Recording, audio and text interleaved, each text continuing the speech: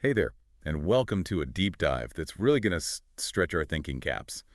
You know, I love those big questions. And you sent in a fascinating one. What is the supreme being, according to the Urantia book? So we're cracking open paper 115, diving deep into this unique perspective on, well, the cosmos and existence itself. Even the book itself says, wrapping our heads around something as massive as the supreme being is no easy feat. It's like trying to explain the internet to someone who's never even seen a computer. Where do you even begin? It's true. The Urantia book says we use these frameworks, these mental models, to understand pretty much everything in life, even something as grand as the supreme being. Yeah, and it got me thinking about how humans have always created origin stories, myths, religions, all to try and explain the universe. We crave those frameworks, seems built into us. It really does seem that way. Which makes you wonder, what's the framework the Urantia book is working with? Well, for starters, it breaks reality down into three levels. Yeah.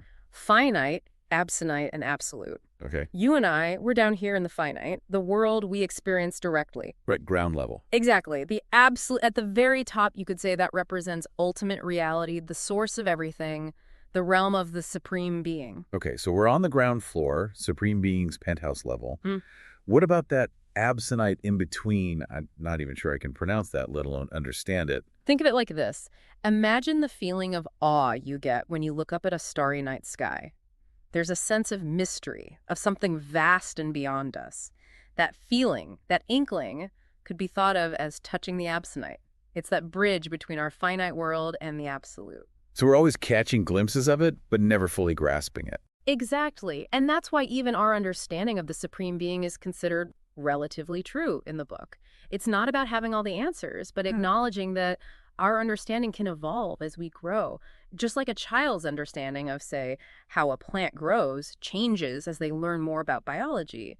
Our comprehension of the supreme being can also deepen over time. Which is kind of a relief in a way. It takes the pressure off needing to define everything perfectly. Absolutely. And that actually leads nicely into one of the most intriguing ideas the book presents, this concept of the I am.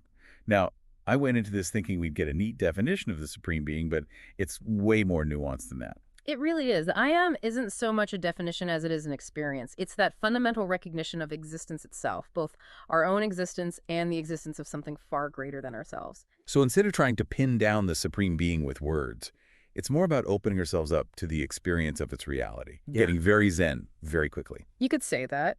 It's about acknowledging the limits of our finite minds and then going beyond those limits to connect with something truly vast and ultimately always evolving. Okay, now that is a really different take on the supreme being. One that's not static or unchanging, but actually growing. And that's where we're going next, because this concept of the supreme being as a being of growth is absolutely central to the Urantia book.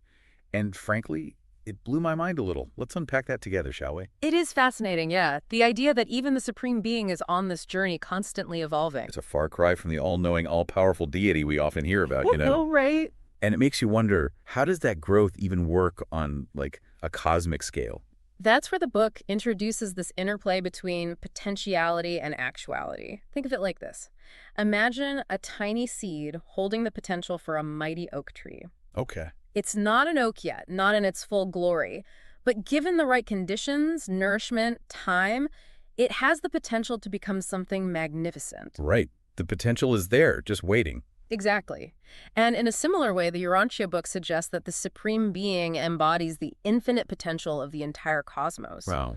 It's the ongoing process of that potential becoming real, becoming actualized, that drives its growth. So in essence, the universe is this grand unfolding, and the supreme being is unfolding right along with it. Yeah. That's a pretty wild thought, honestly. It really is. It challenges us to see divinity in a whole new light. Totally. Yeah. But it also raises a pretty big question. If this supreme being is growing and evolving, what role do we play in all of this? I mean, we're just tiny humans here on this little planet. Does our existence even register on the cosmic scale of things? That's where it gets really interesting and, I think, incredibly hopeful. Go ahead. The Urantia book suggests that we're not just passive observers in this cosmic drama, we're active participants. Our choices, our actions, even our thoughts contribute to this grand tapestry of existence, influencing the very evolution of the Supreme Being. Wait, so you're saying that every decision we make, every act of kindness, every creative spark is somehow shaping something as vast as the Supreme Being? Yeah, that's how the book seems to frame it. That's a pretty empowering thought. It really is. Every time we choose compassion over indifference, every time we strive for understanding and connection, we contribute to the unfolding of a greater reality. Wow. It's as if the Supreme Being is constantly evolving alongside us, drawing upon our collective experiences to grow and expand. Okay, that right there is a serious perspective shift. Suddenly, the universe feels a whole lot less lonely and a whole lot more interconnected. But I have to admit, when I got to the part about the original, the actual, and the potential, I'll confess, my brain did a bit of a backflip. Can you help us unpack those terms? Because I think they're key to understanding this whole concept of the Supreme Being. Absolutely. Those are some of the denser concepts in the book, but they're crucial to grasping the Urantia Book's cosmology. Think of it this way, and we might need to stretch our imaginations a bit here. The original is like the source code of the universe. Okay. The ultimate blueprint. The I am we talked about earlier. Okay, so the original source, the foundation of everything. What about the actual? The actual represents the existing universe, everything we can observe and experience right now. Think of it as the tangible manifestation of that original blueprint. So if the original is the blueprint and the actual is the, foundation, what does that make the potential? Exactly. The potential represents, well, everything that could be. All the possibilities, the unrealized growth, the infinite future that is still unfolding. It's the blank canvas that we, along with every other being in the cosmos, are constantly co-creating with the Supreme Being. So it's like we're all part of this cosmic art project, and the Supreme Being is providing the canvas and maybe some of the inspiration, but we get to add our own colors, textures, ideas. I love that analogy. And this is where the Urantia book introduces another layer of complexity, and we'll tackle that next. Okay, I'm ready for that next layer. What are we adding to this cosmic art project? Well, the book introduces the concept of triodities, and you thought we were done with complex terms. Oh, no. But these tie directly into the concept of the potential. All right, break it down for me. What in the cosmos are triodities? Think of them like the fundamental forces that shape the potential of the universe. The book identifies three main ones: deity, universal, and unqualified. Okay. Each one represents a different aspect of reality, like gravity or electromagnetism in physics, but on a much, much grander scale. Okay, so we've got these forces, shape, and potential. How does that tie back to the Supreme Being and, well, us? That's the really fascinating part. The book suggests that the Supreme Being interacts with these triodities almost like a conductor leading an orchestra. Okay. The Supreme Being is drawing upon these forces, guiding them, and being shaped by them as it continues to grow and evolve. And here's the kicker.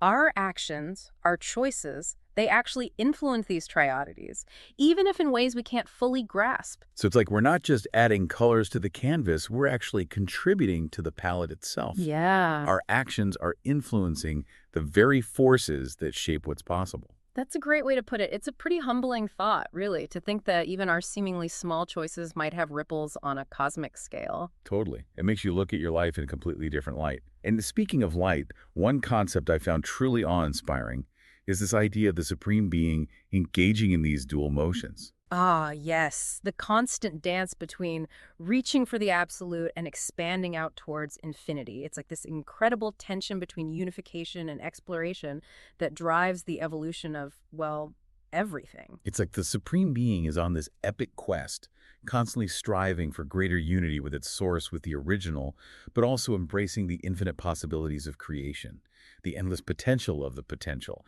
It's kind of like us, right? We all crave that sense of belonging, of connection to something bigger than ourselves, but we also have this innate desire to explore, to grow, to see what lies beyond the horizon. It's a beautiful analogy, and it speaks to the interconnectedness of everything in the Urantia book's cosmology. We're all part of this grand cosmic dance, from the smallest subatomic particle to the Supreme Being itself.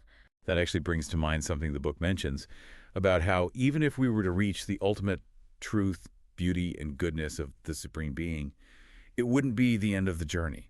There would still be more to discover, more to experience, more to become. Precisely. There's no finish line in this cosmic evolution, no point where we can say, okay, we've arrived, we know it all. It's about embracing the journey of growth and discovery, both individually and collectively. And that journey, it seems, continues infinitely. It's incredible and honestly a bit mind-blowing, this whole concept. So as we wrap up this deep dive into the Urantia book's vision of the Supreme Being, is there a final takeaway you hope our listener will carry with them? Well, if I had to choose one, it would be this. The Supreme Being isn't some distant, unchanging deity, but a dynamic, evolving being, constantly growing alongside us. We are all part of its story, and our choices, however small they may seem, contribute to the unfolding of a reality far grander than we can possibly imagine. That is beautifully put and definitely something to reflect on, especially the next time we find ourselves looking up at the stars. A huge thank you for joining us on this deep dive into the concept of the Supreme Being as envisioned by the Urantia book. It's been a journey of cosmic proportions. And to our listener, we hope this has sparked your own curiosity and perhaps inspired you to explore the Urantia book for yourself. Until next time, keep asking those big questions and never stop exploring the mysteries of the universe.